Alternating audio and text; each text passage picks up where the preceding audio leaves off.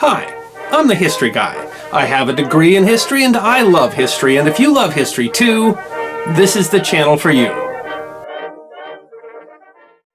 This is the week of July 4th, which is of course the day that in the United States we celebrate our nation's independence, recognizing that date in 1776, 241 years ago, when the Second Continental Congress signed the Declaration of Independence, which declared, when, in the course of human events, it becomes necessary for one people to dissolve the political bonds which connect them to another, and to assume among the powers of the earth the separate but equal status that the laws of nature and nature's God entitle them, a decent respect to the opinions of mankind requires that they declare the causes which impel them to separation.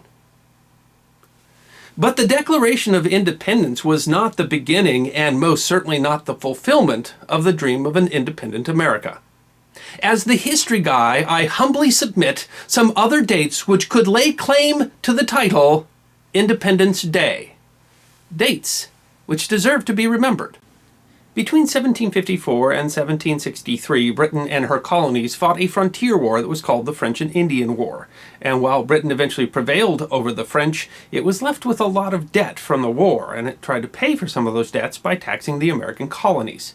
But many in the colonies disagreed. They argued that since they had no representation in Parliament, that Parliament had no right to levy taxes on them. That cause, taxation without representation, became central to the cause of American liberty. And thus the date of August 14th, 1765, stakes a claim to the title of Independence Day, because that was the date of the first public act by a group called the Sons of Liberty, who hung an effigy of a Massachusetts tax official on a tree in Boston that became known as the Liberty Tree. The Sons of Liberty were a group of leaders who worked across the colonies who would lead us down the path of American independence. Among the Sons of Liberty were people like Samuel Adams, John Hancock, and Paul Revere. But October 7th of that year also has a claim, because that's when we convened the Stamp Act Congress, where elected representatives from 9 different colonies got together to petition the English Crown for a redress of grievances regarding the Stamp Act and the general practice of taxation without representation. October 7th of 1765 lays a good claim to the title Independence Day. It is the first time that elected representatives of several of the American colonies got together to coordinate a response to new British taxation. And while the Stamp Act and some other taxes were repealed in 1766, they were replaced in 1767 by the Townshend Acts, which were more taxes on the colonies, and which were enacted specifically to reaffirm the right of the Crown to tax the American colonies. But in the face of American boycotts, even many of those were repealed in 1770. But one was not, a tax on tea. And thus the date December 16th of 1773 stakes its claim to the title of Independence Day, because on that day the Sons of Liberty marched down to Boston Harbor and, in opposition to the tea tax, threw an entire shipload of British tea into the ocean. December 16th of 1773 has a good claim to the title of Independence Day because many people see the Boston Tea Party as the beginning of the American Revolution. Outraged, the British Parliament passed a number of punitive acts against the people of Massachusetts. In America, those acts were called the Intolerable Acts, and they led to the creation of the First Continental Congress. Thus, September 5th, 1774 has a claim. The First Continental Congress was convened to petition the king to repeal the Intolerable Acts.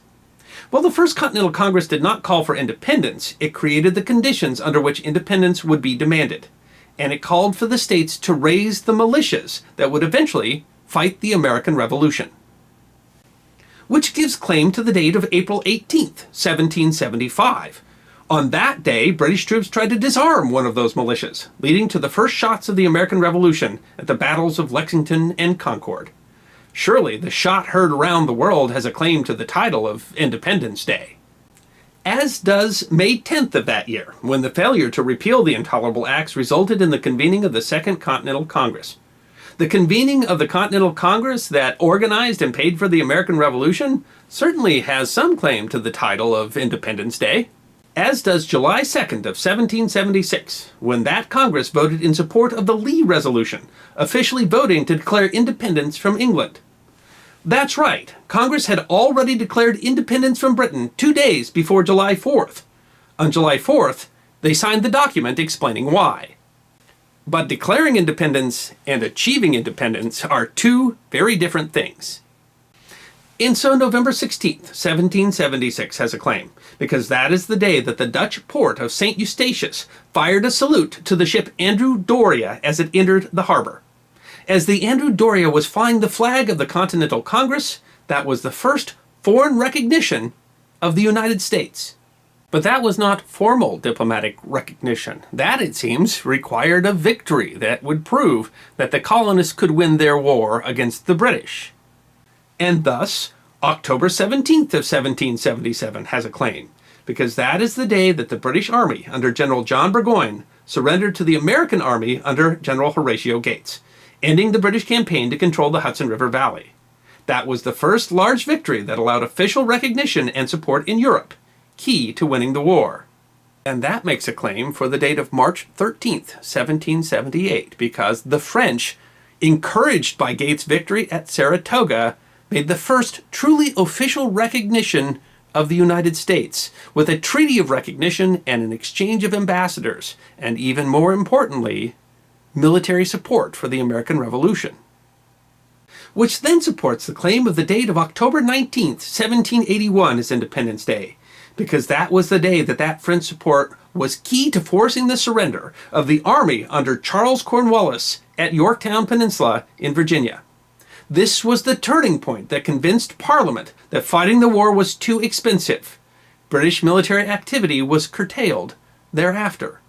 But the British had still not capitulated, and that's why the date of September 3rd of 1783 also lays claim to the title of Independence Day, because it was on that day that representatives of the United States and the British Crown signed the Treaty of Paris, which officially ended the American Revolutionary War, and in which England officially recognized the independent United States of America.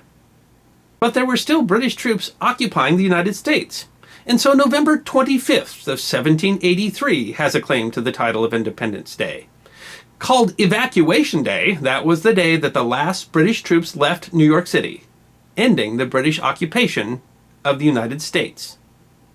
And even with all these dates, it doesn't end there. You could, for example, commemorate March the 1st of 1781 with the ratification of the Articles of Confederation, the first time that 13 American colonies banded together as a single political entity. Or given the weakness of the Articles of the Confederation, you could move on and consider June 21st of 1788, the ratification of the U.S. Constitution, or March 4th of 1789, the effective date of the U.S. Constitution, as to be the true founding of the nation we call the United States of America. But even among all these dates, none really has a better claim than July 4th of 1776, if for no other reason than that was the date that was recognized by the Founding Fathers as the birth of the nation. That was the date that they celebrated every year during the 8 long years of the American Revolution. And maybe they saw that as the founding of the nation, not so much because what happened on July 4th was different than all these other dates that were part of the process of gaining American independence, but because the document signed that day gave such an eloquent synopsis of the cause of American independence. We hold these truths to be self-evident, that all men are created equal, that they are endowed by their Creator with certain unalienable rights, that among these are life, liberty, and the pursuit of happiness. And to secure those rights, governments are instituted among men, deriving their just power from the consent of the governed. Surely a sentiment that deserves to be commemorated on Independence Day. I'm the History Guy, and I hope you enjoyed this edition of my series, 5 Minutes of History, short snippets of forgotten history, 5 to 10 minutes long. If you did enjoy, please go ahead and click that thumbs up button, which is there on your left. If you have any questions or comments, if you have other ideas for what should be our Independence Day, or if you have suggestions for other topics for the History Guy, then please feel free to fill those into the comment section. I will be happy to respond. And if you'd like 5 minutes more forgotten history, then please don't forget to subscribe.